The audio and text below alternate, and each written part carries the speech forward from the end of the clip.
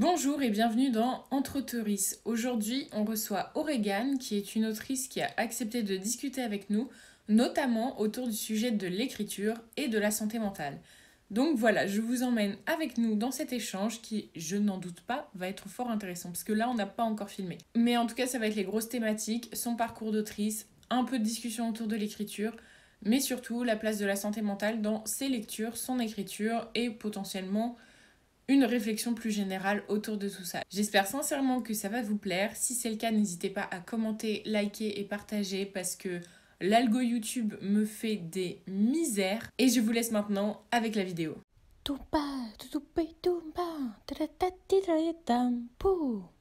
coup, bonjour à toi et merci d'avoir accepté qu'on échange ensemble. Pour vous faire une petite introduction, donc on a prévu de parler de lecture, d'écriture, de ton parcours aussi avec l'écriture, etc. Mais tout ça autour de la santé mentale, on va prendre cet axe-là comme axe d'attaque, on va dire, essayer de parler un peu santé mentale et littérature en même temps. Donc merci d'avoir pris le temps de discuter avec moi ce matin, parce qu'il est 9h30. Merci à toi d'avoir accepté et tout, parce que franchement, c'est la première fois que je le fais. Donc, je suis honorée. Voilà, donc du coup, franchement, j'ai saisi l'opportunité quand tu as mis le truc sur Insta. Je savais même pas si tu allais me répondre ou pas. Je me suis dit, on verra bien, et puis je suis là. Voilà. Moi aussi, quand même. Mais c'est vrai que j'avais fait une story pour demander à des personnes, pour demander s'il y avait des gens qui étaient intéressés pour faire partie de l'émission. Donc c'était grave chouette que tu te sois manifesté. Est-ce que tu pourrais te présenter pour les personnes qui nous regardent et qui peut-être te connaissent pas? Oui, alors comment me présenter? Du coup, j'ai 23 ans. J'ai fini un master de psychologie cette année. Oui, parce que c'était encore cette année. Et du coup, je suis sur Instagram sous le pseudonyme de RA en minuscule .art du cœur. Et je fais en gros je fais un peu des posts en lien avec la psychologie et l'écriture, pour faire très simple. Et j'écris depuis très longtemps et je dessine aussi depuis très longtemps. Donc je mixe un petit peu les trois ensemble, on va dire. Voilà. C'est super, on a un parcours un peu similaire du coup. C'est hyper intéressant. Oui, parce que tu es un master de psycho, effectivement. C'est ça, mais ça justifie, ça explique un peu plus pourquoi aussi tu parles autant de santé mentale du coup. T'as quand même des bases théoriques en plus de ton expérience personnelle. Oui, voilà. Donc c'est pas mal, ça aide beaucoup, ouais. C'est ça, pour mettre des mots dessus. C'est ça, exactement. Du coup, tu écris depuis longtemps? Alors, franchement, j'écris depuis que je sais aligner des mots. Vraiment, quand j'étais petite, je dessinais aussi mes petits personnages bâtons, voilà.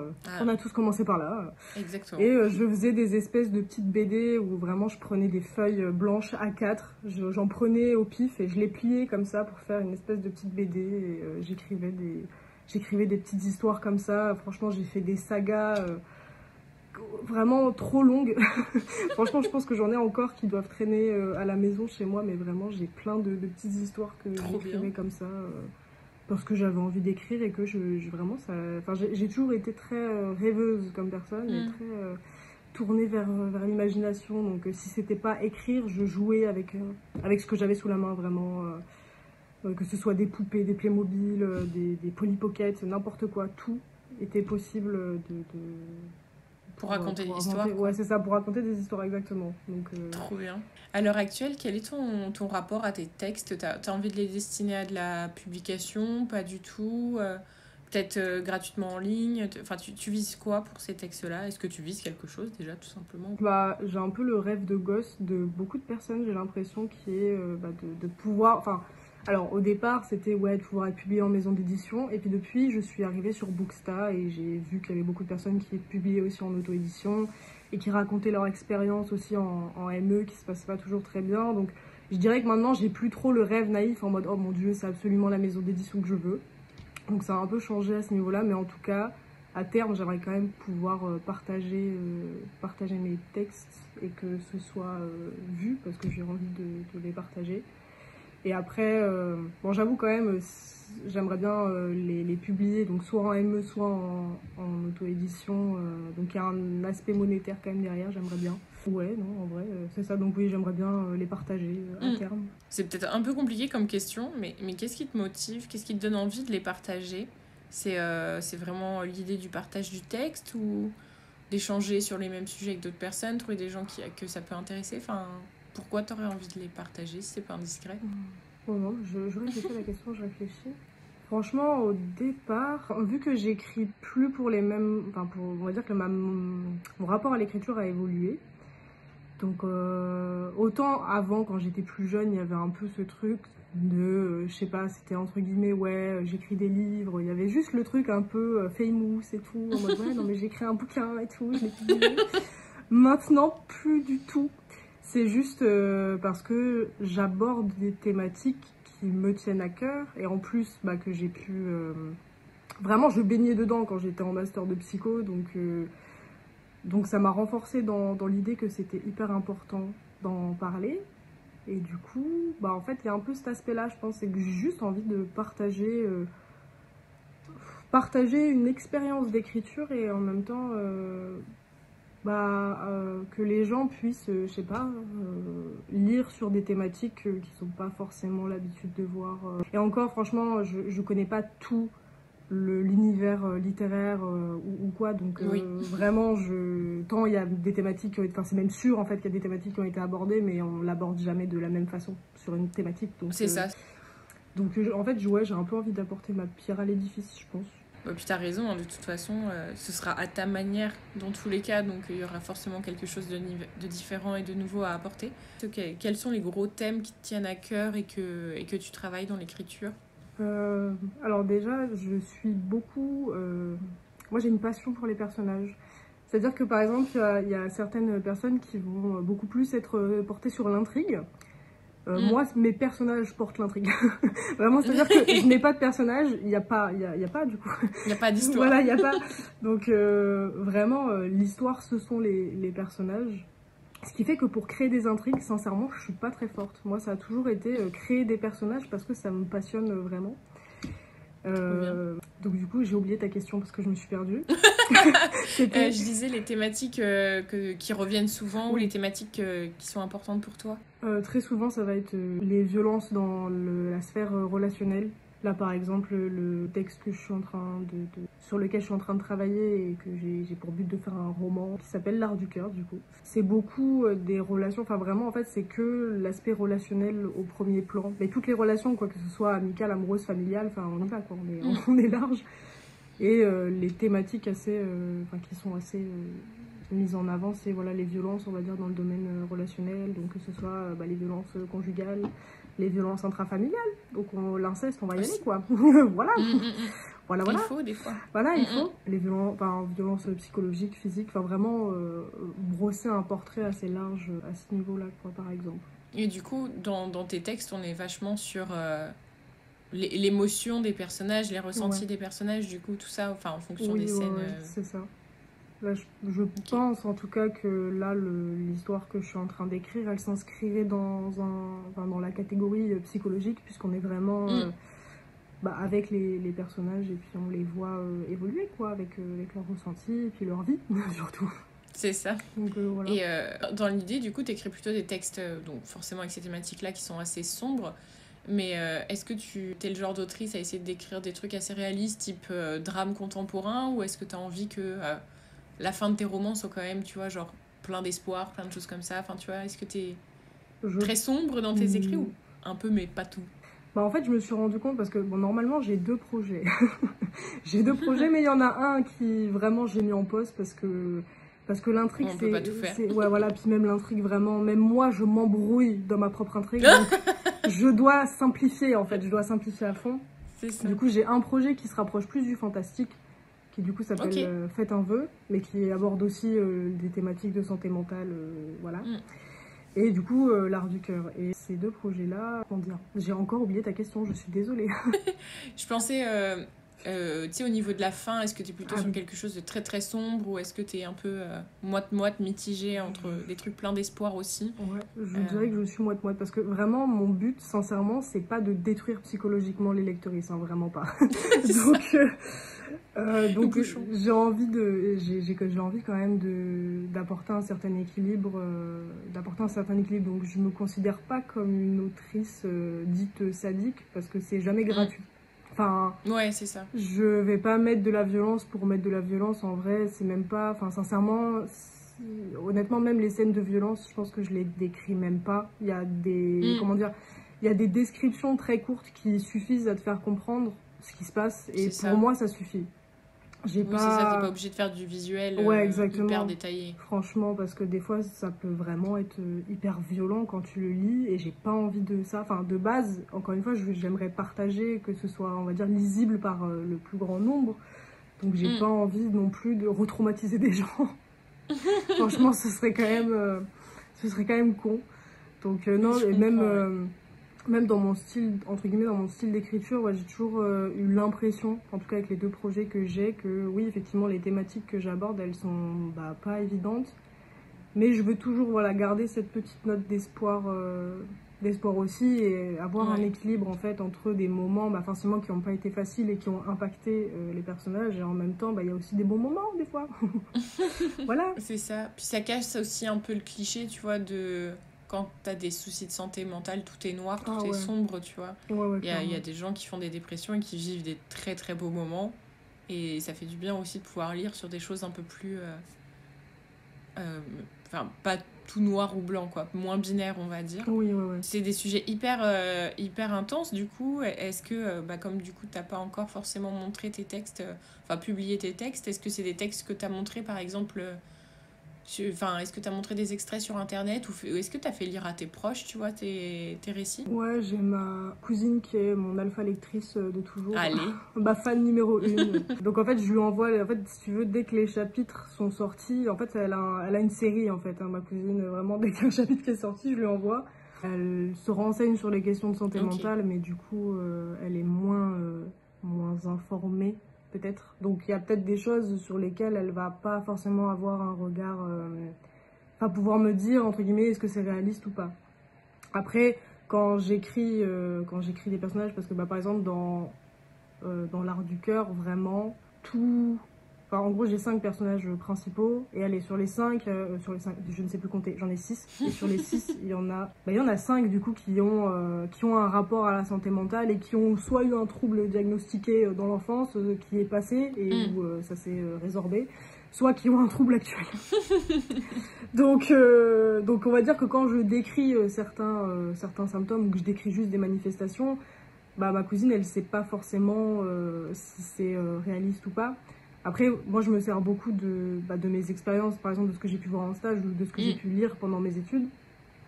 Et après, là, pour l'instant, j'en suis qu'au premier jet. Je sais que mon premier jet, il n'est pas parfait et qu'il y a des choses que je vais rajouter ou que je vais enlever. Enfin, vraiment, en fait, je fais pas des fixettes ou des blocages Hmm. sur des choses parce que sinon, j'avance pas. Et du coup, je reste bloquée pendant 150 000 ans et ça Tu n'avance pas. m'étonnes. Donc, je veux dire que maintenant, je me dis, bon, je bloque, c'est pas grave, j'écris ça comme ça. Et puis, de toute Et façon, on je reviendrai verra. plus tard dessus. Et puis de toute façon, les alpha lectrices, en plus, des fois, ils sont là aussi pour relever les incohérences de scénarios, des choses comme ça, mais pas forcément faire de la lecture sensible ou Oui, autre. voilà. Et si un jour, il y a un sujet sur lequel tu bloques, je pense que tu pourras trouver une autre personne pour compléter le travail de ta cousine une fois que ce sera plus le premier jet, justement.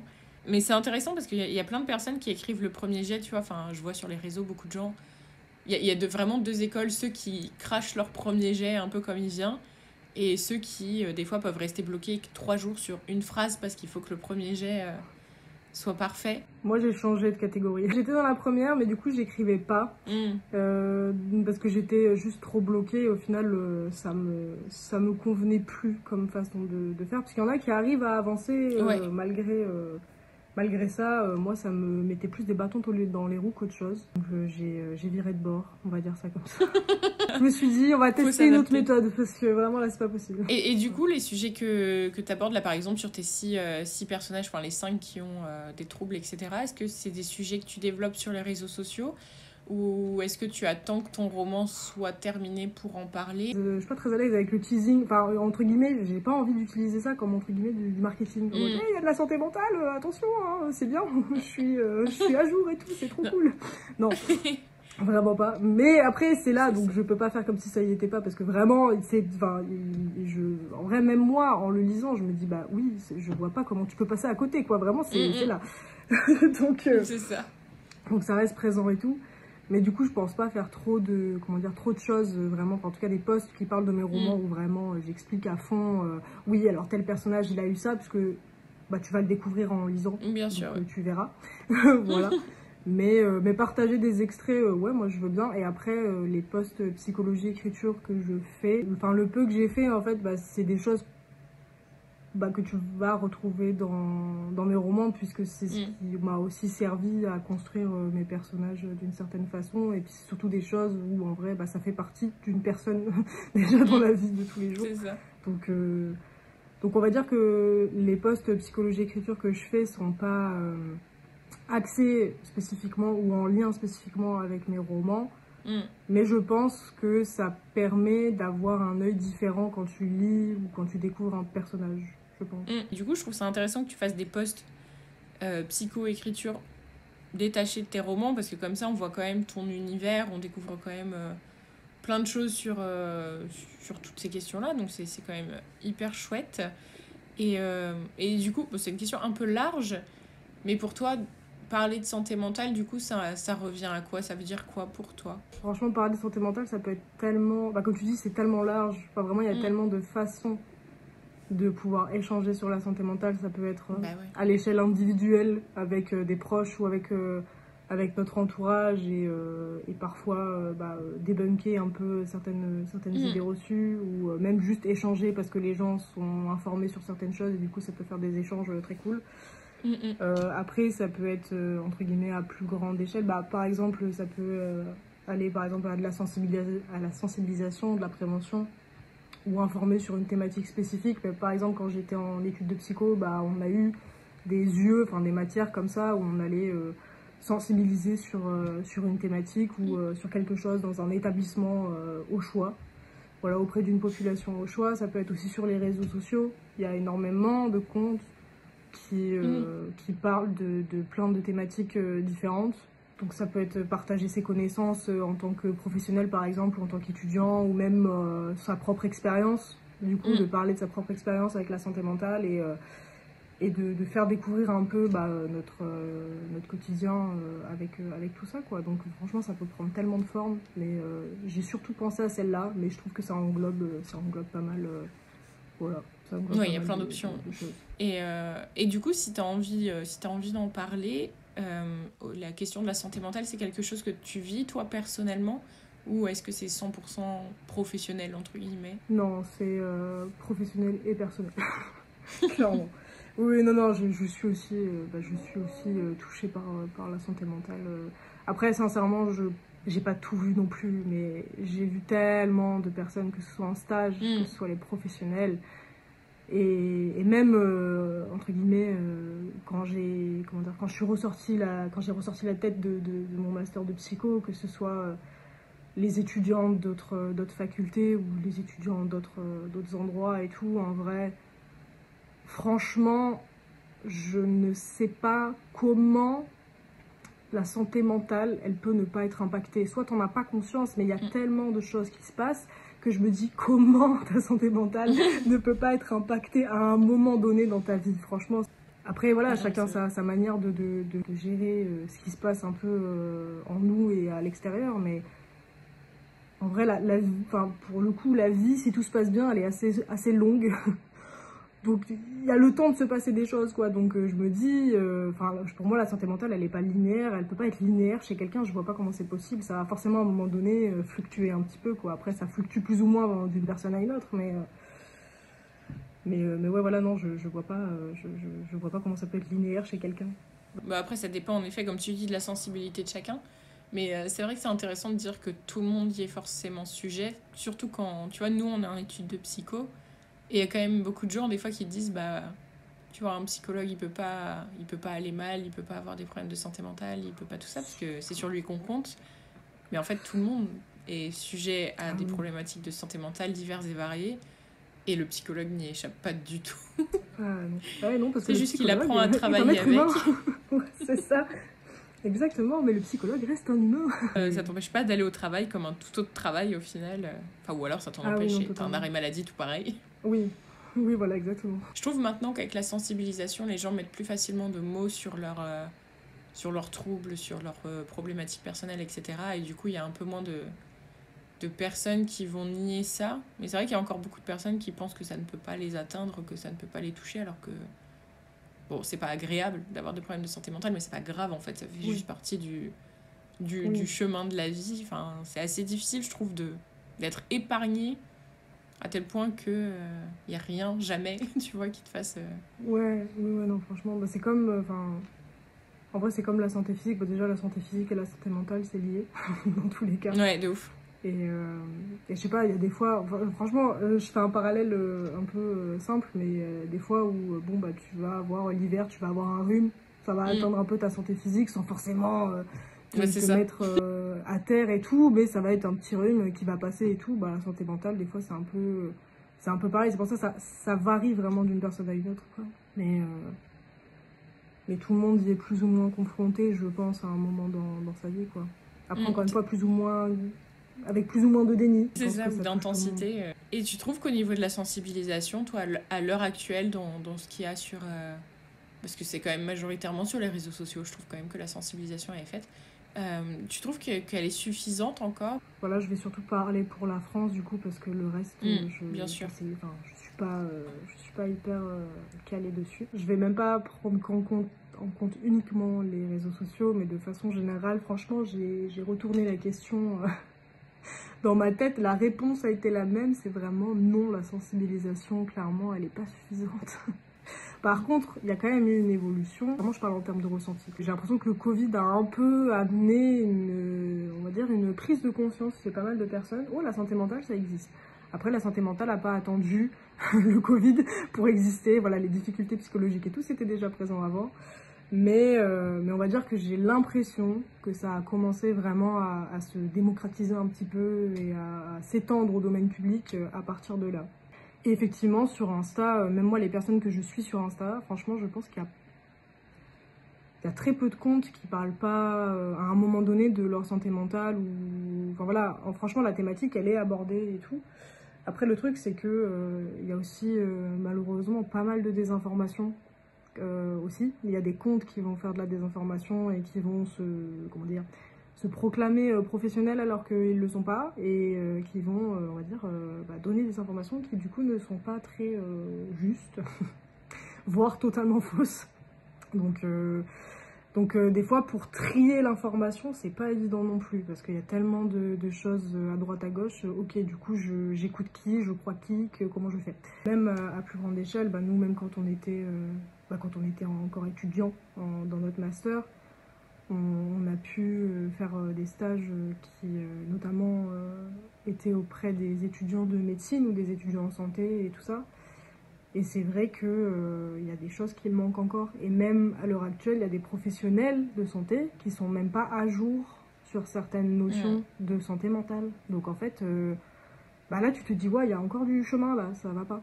Et le problème, c'est que des fois, il y a vraiment des professionnels de santé, ça fait 50 ans, ça fait 40 000 ans qu'ils sont en poste et qui, du coup, ne se mettent pas à jour parce qu'ils estiment qu'ils ont 50 ans de métier, donc ils savent tout. Et toi, tu arrives en tant que petit stagiaire et tu te dis, ouais, mais ça, du coup, tu ne connais pas.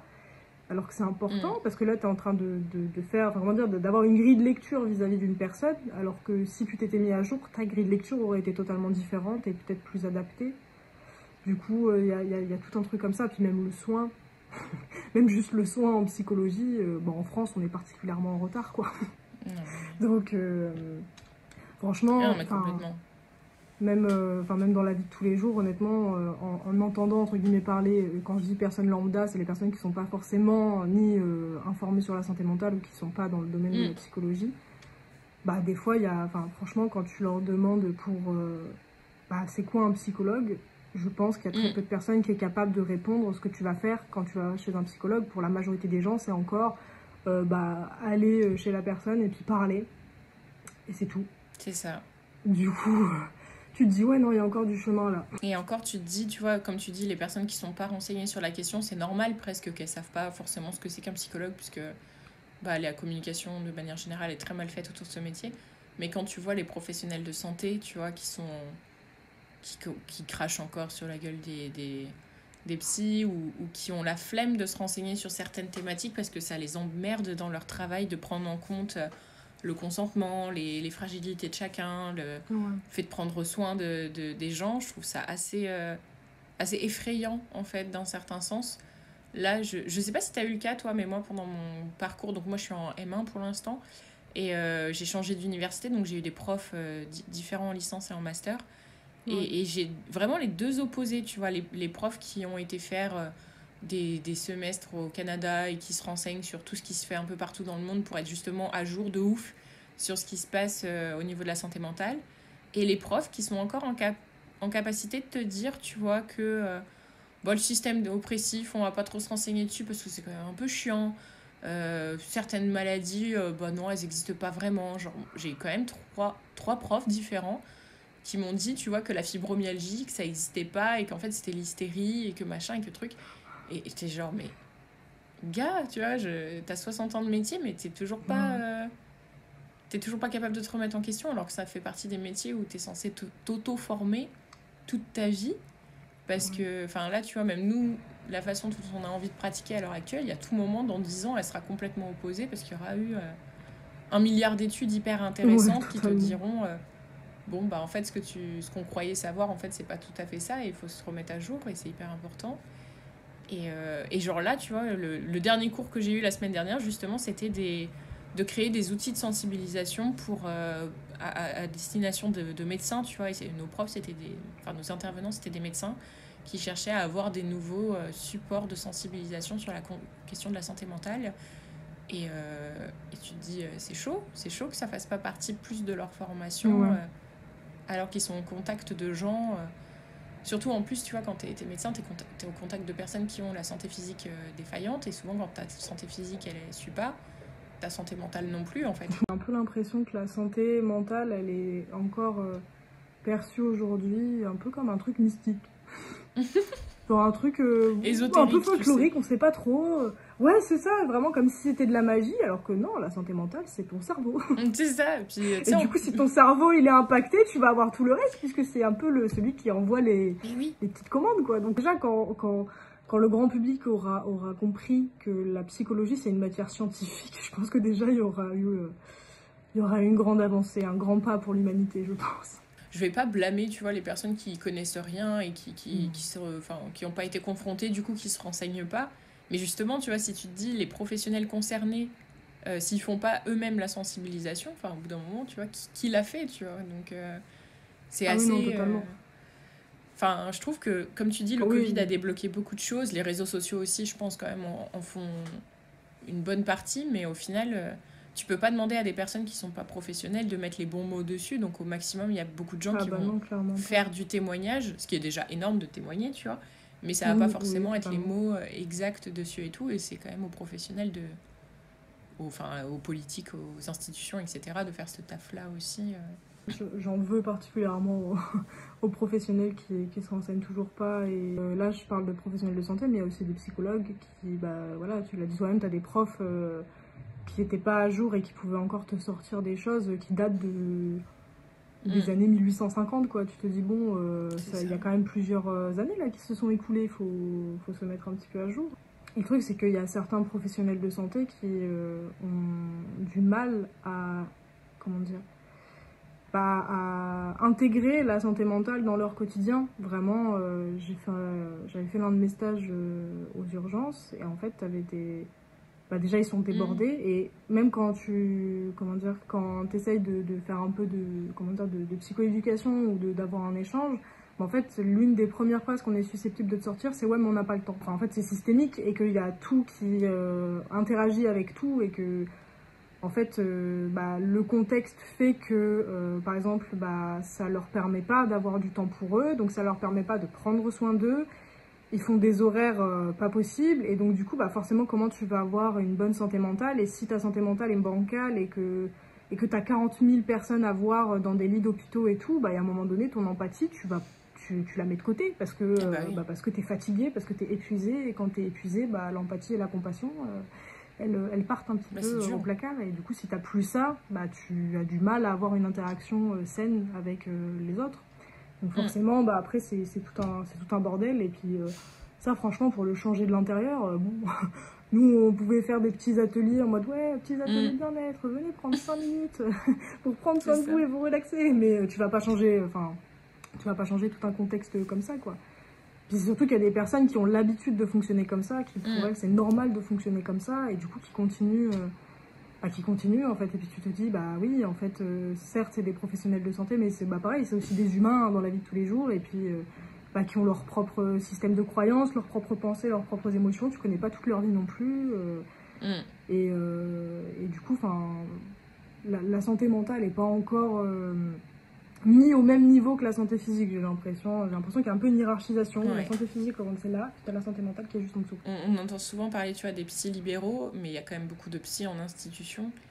Et c'est vrai que c'est hyper difficile d'être psychologue en institution. Moi, j'étais en stage en IME, et il y avait un gros décalage avec la psychologue avec laquelle je travaillais et les éducateuristes, tu vois, qui étaient avec les jeunes toute la journée, qui entendaient crier, qui étaient fatigués, qui déployaient une énergie folle, tu vois, et t'avais la psychologue qui était un peu en mode ah ouais, mais bon, ils abusent, enfin, tu vois, au niveau empathie, etc. Et j'étais là, oui, certes, enfin, il faudrait qu'ils soient un peu plus empathes, tu vois, mais paye tes conditions de travail aussi dans lesquelles ils sont 3 fois moins que ce qu'ils devraient, ils courent partout, ils sont dans des positions professionnelles où ils sont pas hyper valorisés non plus, enfin, et c'est compliqué du coup de prendre le temps de te sensibiliser encore et toujours à la santé mentale alors que t'as pas de temps alloué dans ton planning professionnel pour ça. Et puis après, t'as ceux qui ont du mal aussi à se remettre en question. Enfin, je trouve, comme tu disais, il y a encore une hiérarchie entre santé physique et santé mentale, mais c'est systémique de fou. Enfin, quand tu vois que... Enfin, nous, en cours, on a quand même des intervenants médecins qui viennent, tu vois, et qui nous disent que professionnellement, on sera en dessous d'eux plus tard, tu vois. Donc, il y a quand même un côté où le médecin, il a un statut, tu vois, qui est hyper important sociétalement et qui est admiré, reconnu, validé par tous. Et puis, t'as le psychologue, tu vois, qui est encore... border, on sait pas trop ce qu'il fait, il aide un peu, mais en même temps, voilà. Et je pense que cette vision, c'est ça, de ouf. Et je pense que le fait que le statut du psychologue soit pas au même niveau que celui du médecin, enfin moi j'ai pas forcément envie d'avoir le statut équivalent du médecin, mais tu vois, le fait qu'il y ait ce décalage aussi grand, je pense que ça joue sur le décalage qu'il y a entre la prise en soin de la santé physique et la prise en soin de la santé mentale aussi, quoi. Nous, ce qui nous agaçait quand on était en stage, c'est que on a fait... moi, j'ai fait 2 stages, du coup, en hôpital. J'en ai fait un en hôpital pédopsychiatrique et un en hôpital, du coup, aux urgences. C'était mes 2 stages de M2. Et vraiment, surtout dans le stage de M2, parce que du coup, j'étais pas la seule stagiaire psychologue et tout, mais on a bien ressenti justement la hiérarchie, entre guillemets. Genre, vraiment, nous, on est psychologue. Donc c'est vraiment... ne prends pas trop la confiance, t'es psychologue. Sauf que il y avait quand même des psychiatres et des médecins qui te posaient des diagnostics à l'œil. Depuis quand tu fais un diagnostic à l'œil? Et il y a des méthodes. Mais vraiment, et ça nous rendait fous parce qu'on se disait, mais attends, là, tu as 2 métiers, donc psychiatre et médecin, où tu as quand même une dizaine d'années d'études. Et il y a des fois où tu te dis, mais putain, et normalement, ton DSM-5, t'es censé le connaître. Hein. Vraiment, là, pour le coup, psychiatre et médecin, t'as pas d'excuses. Et nous, on le voyait aussi dans nos cours, parce que on parle le même langage, et puis à un moment donné, c'est le DSM, quoi. Donc bon, on connaissait les trucs, et des fois, il y avait des annonces déjà de diagnostic qui étaient faites, mais qui étaient faites avec le cul. Vraiment, c'est-à-dire que elles sont faites hyper brutalement. Enfin, tout le monde n'est pas informé sur les questions de santé mentale, et il y a encore des gens à qui ça fait peur, la santé mentale, parce qu'ils ont l'impression qu'ils vont perdre la tête ou qu'ils vont devenir fous. Je sais pas c'est quoi devenir fou, mais qu'ils vont pas avoir le contrôle et tout. Mais ils ont peur de ça. Enfin, vraiment, il y a des gens, ils vont se dire, mais attendez, comment ça et tout. Enfin, bref, qui ont plein d'a priori là-dessus. Et tu leur balances un diagnostic comme ça, sans forme, sans prendre le temps d'expliquer même ce que c'est. Il y a des gens, ils se disent, moi on m'a dit que j'étais ça, d'accord, mais du coup on vous a expliqué un peu ce que non, non, ah ok, d'accord, et puis des fois même tu vas faire ton anamnèse, tu vas poser des questions, et puis en fait des fois tu te rends compte que le diagnostic il est pas bon. Mais c'est ça. Non, Donc mais ensuite, va aller voir le médecin et psychiatre en tant que stagiaire psychologue. Oui, alors du coup, j'ai fait ma petite anamnèse et vraiment, il n'est pas bon ton diagnostic, quoi. Donc il y en a qui le prennent mal, ça mais à un marche moment pas. donné, si tu faisais bien ton travail. Mais c'est ça. Sauf que si pas ce ces problème. personnes-là avaient bien fait leur boulot, il y aurait pas le problème. Puis surtout que les psychiatres, après, ils vont prescrire des médicaments. Et si tu prescris un médicament pour un trouble qui n'est pas le bon, enfin, le principe d'un médicament, c'est que ça a été conçu pour un truc. c'est pas polyvalent. Donc non, là, c'est... voilà, il y avait quelques trucs comme ça et tout, qui franchement, on s'arrachait les cheveux. Mais par contre, à l'inverse, on avait été... dans l'autre hôpital où, pareil, on était plusieurs stagiaires, on avait fait notre stage, il y avait des internes psychiatres, du coup, qui étaient en 4e année, je crois, et ils étaient géniaux. Vraiment, je crois que j'ai jamais aussi bien collaboré avec des psychiatres, avec des internes, aussi bien que ça.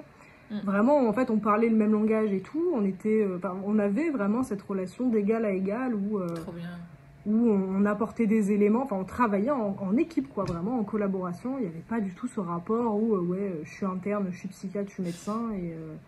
Donc franchement, c'était vraiment génial, quoi. Non, mais c'est rassurant aussi. Et ça, c'est cool quand t'as une relation. Quand tu as une relation comme ça de collaboration, parce que c'est un travail d'équipe, quoi, surtout en institution, tu es obligé d'avoir un travail d'équipe, sinon tu vas nulle part. Donc du coup, là, c'était trop bien, parce que du coup, voilà, on était vraiment d'égal à égal, et c'était vraiment très très cool. Ça, c'était vraiment très bien.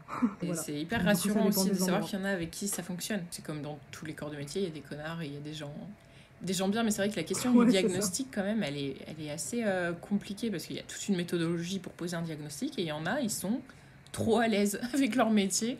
Et du coup, c'est ça, beaucoup trop. Et puis avec toutes les oppressions possibles, tu vois, ma grand-mère a fait de l'épilepsie amnésique, ça a commencé en 2016, et je l'avais accompagnée aux urgences parce qu'en fait, on savait pas encore ce qu'elle avait à ce moment-là, et du coup, c'est vrai que visuellement, ça faisait une personne, tu vois, qui se rappelait plus du tout de plein de choses de sa vie, et le médecin urgentiste, il nous avait sorti non mais c'est bon, elle est vieille, elle a Alzheimer, faut la ramener chez elle. Et je me rappelle parce qu'on avait fait les tests justement pour savoir si elle avait eu Alzheimer. Enfin, si elle avait Alzheimer, la réponse c'était non en fait. Donc on savait qu'elle n'avait pas Alzheimer, mais on savait pas ce qu'elle avait. Et le mec, il m'avait envoyé chier. Et j'étais là, mais oh là là. Je me rappelle, je me suis tapé une embrouille. Je fais jamais d'esclandre publique. Et là, je me suis affichée dans l'hôpital.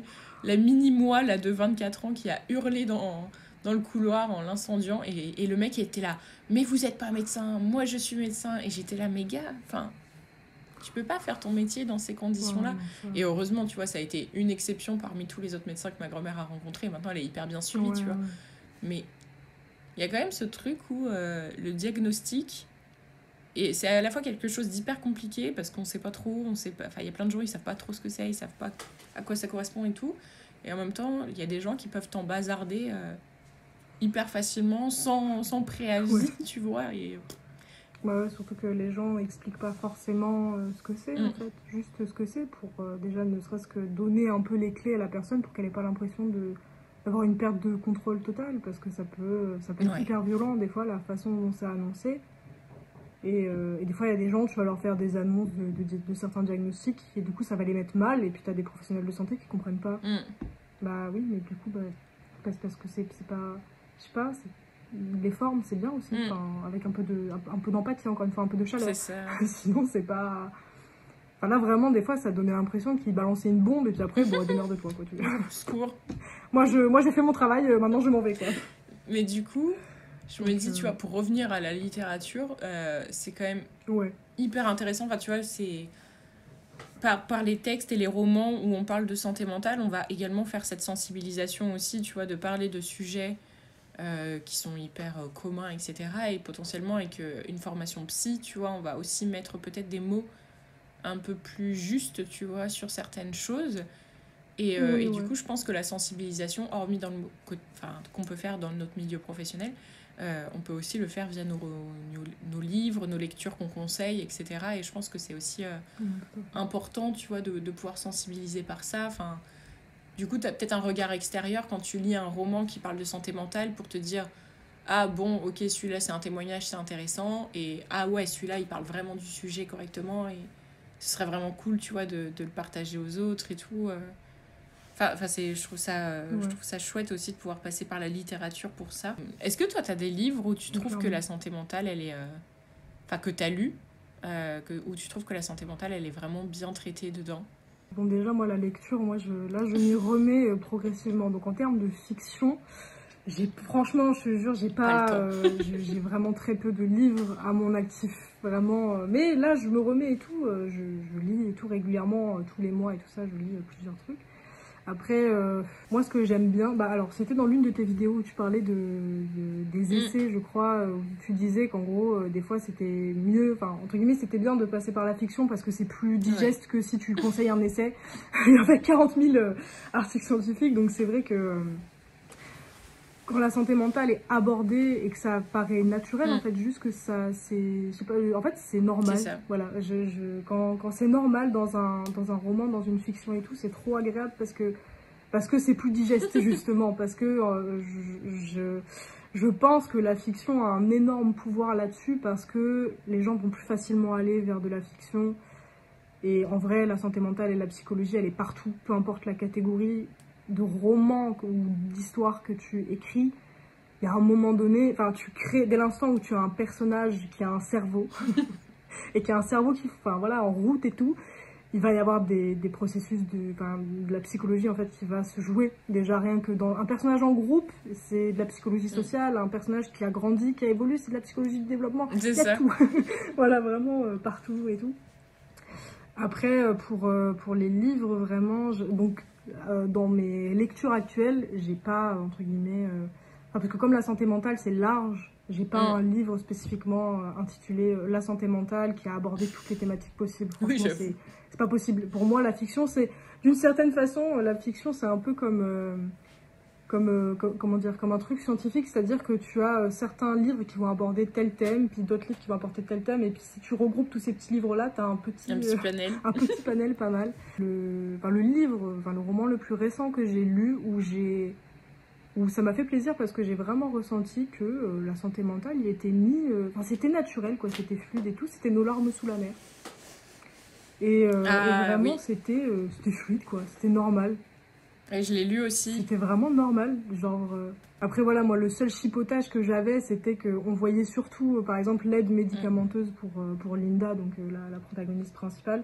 Et peut-être que j'aurais aimé voir quelques petites techniques aussi psychologiques en parallèle des deux pour avoir un équilibre. Franchement, ça a été le chipotage au niveau santé mentale où je me suis dit...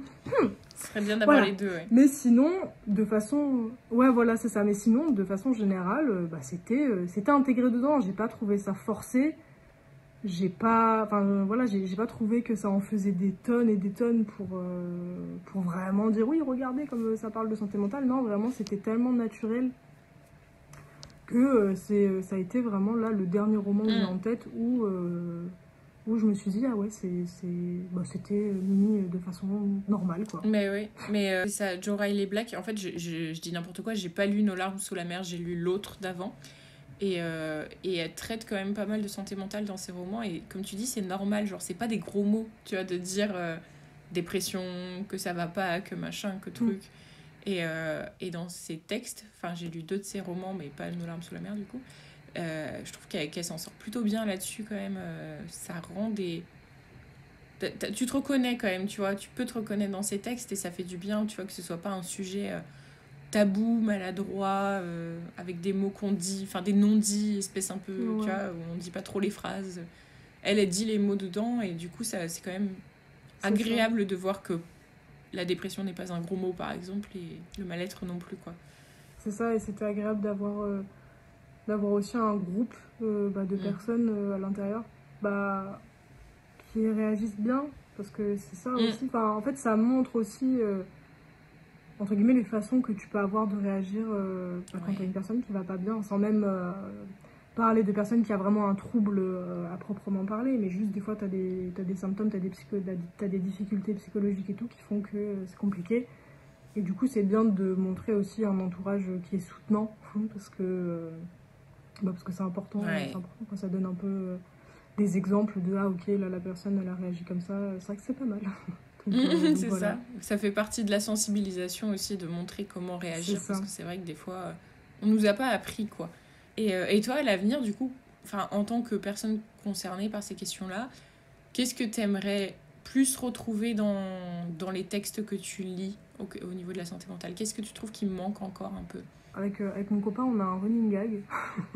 C'est que on s'est toujours dit, mais là je parle pas forcément que de lecture, je parle dans la fiction de façon générale, donc quel que soit le média. Mais vraiment, je pense que le jour où on voit un personnage qui va voir un ou une psychologue et qu'on mentionne le type de thérapie qu'elle fait, genre par exemple thérapie cognitive et comportementale, émotionnelle, EMDR, thérapie des schémas et tout, on fait péter le champagne. Non mais clairement, c'est vrai que Vraiment. ça... Il n'y a jamais les techniques de... C'est vrai que dans la fiction, c'est souvent tu vas chez le psy pour parler sur le canapé. C'est encore un peu cliché. Et du coup, il n'y a jamais aucune des méthodes qui est employée, qui est mise en avant ou nommée. C'est ça, enfin franchement, là, en tout cas, franchement, si y a des personnes qui ont des refs de romans, de séries ou quoi, où c'est vraiment explicité dedans, moi je veux bien. Moi je prends. Juste à mon échelle, avec le peu de visuel que j'ai, je sais que voilà, nous c'est notre running gag où vraiment on sait que le jour où c'est mentionné, on fait péter le champagne, quoi, vraiment, parce que... c'est vrai. Parce que c'est même, enfin... Soit aller voir le ou la psychologue, c'est mentionné et c'est tout, mais c'est déjà bien. Enfin voilà, encore une fois, c'est déjà de mentionner le psychologue, pour moi c'est déjà bien. Au moins ça existe, c'est dans le paysage et tout. Et après, voilà, on va dire que l'étape d'après, c'est de pourquoi pas montrer une séance psychologique, quoi. Après, alors le truc, c'est que après, comment dire, si t'es pas dans le domaine, je pense que c'est compliqué de te dire, ok, à moins que tu te bases sur toi, peut-être les personnes qui ont fait des psychothérapies, tu peux aussi te baser sur ton expérience et comment ça s'est passé. Pour toi et tout, donc ça c'est aussi possible. Mais si vraiment il y a zéro lien avec une psychothérapie ou que t'es pas psychologue ou quoi, je pense que c'est compliqué de visualiser comment peut se dérouler une séance ou un suivi psychologique et tout. Donc c'est vrai que ça aussi, en termes de sensibilisation, je pense que c'est cool en vrai de pouvoir dire, bah voilà, il y a telle chose qui existe et c'est aidant, quoi. C'est ça. Voilà, c'est pas juste parler. Exactement, c'est pas juste parler. Et c'est... En vrai, c'est normal. Enfin, des fois, on va faire des check-up pour notre santé physique. La santé mentale, c'est vraiment pareil. Hein. C'est ça. Mais c'était la série c'était Arte, je sais plus, qui était en thérapie. Et du coup, je l'avais regardée justement en me disant, bah putain, une série entière avec un psy qui voit plusieurs patients, tu vas forcément avoir des TCC, des choses comme ça. Et en fait, non, le Gus, il a parlé toute la séance et c'était presque plus de la psychanalyse, etc. Et c'était tellement dommage, tu te dis, il y a une série entière qui va être centrée sur ça et on te confirme un peu les clichés qu'il y a déjà dans la fiction. Même si, tu vois, il y avait quelques trucs un peu montrés et tout, mais ça restait très en superficie au final, quoi. Après, le truc, c'est que la psychanalyse, elle reste assez prédominante en France, malheureusement. Je crois qu'on est l'un des derniers pays, voire le dernier pays à encore enseigner la psychanalyse. Ah, mais grave. Donc en fait, il y a énormément de masters déjà de psycho qui sont psychanalytiques. Donc déjà, c'est compliqué, quoi. Ça fâche. Pour clôturer un peu tout ça, est-ce que tu as des comptes Insta, YouTube, TikTok, Twitter, peu importe, à nous conseiller? Oh merde, alors j'ai oublié leur nom. Mais c'est un couple, alors je sais qu'ils font... Ah non, mais vraiment, ils font un podcast qui s'appelle Le Militant Psy, voilà, qui est grave intéressant. En fait, c'est un couple de psychologues.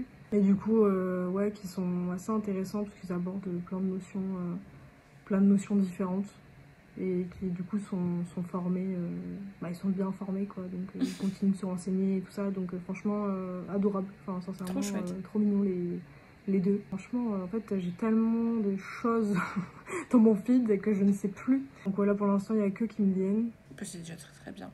Et toi, si on veut te soutenir, comment on peut faire? Est-ce que tu as des projets en cours? Est-ce que tu as des cagnottes? Est-ce que tu as des autres comptes auxquels t'abonner, etc. Enfin, comment on peut te soutenir toi dans ton travail? C'est une très bonne question. Après, j'ai qu'un seul compte. En s'abonnant à ton Insta. Franchement, j'ai qu'un seul compte. Si ce que je fais, ça intéresse des gens. Je sais pas, entre guillemets, de le faire savoir d'une certaine façon, quoi, que ce soit en s'abonnant ou en suivant, quoi. Vu qu'entre guillemets, mon but aussi, c'est un peu le partage. S'il y a des personnes qui sont intéressées, on va dire le manifester ou le faire savoir, quoi, c'est surtout ça. Mais du coup, non, pour l'instant, j'ai pas de cagnotte en cours ou quoi. Moi, juste, je fais mes petits projets dans mon coin Et t'es et sur Insta. je fais les choses à mon rythme, quoi. Voilà, c'est ça. T'as bien Et raison. je suis à mon rythme.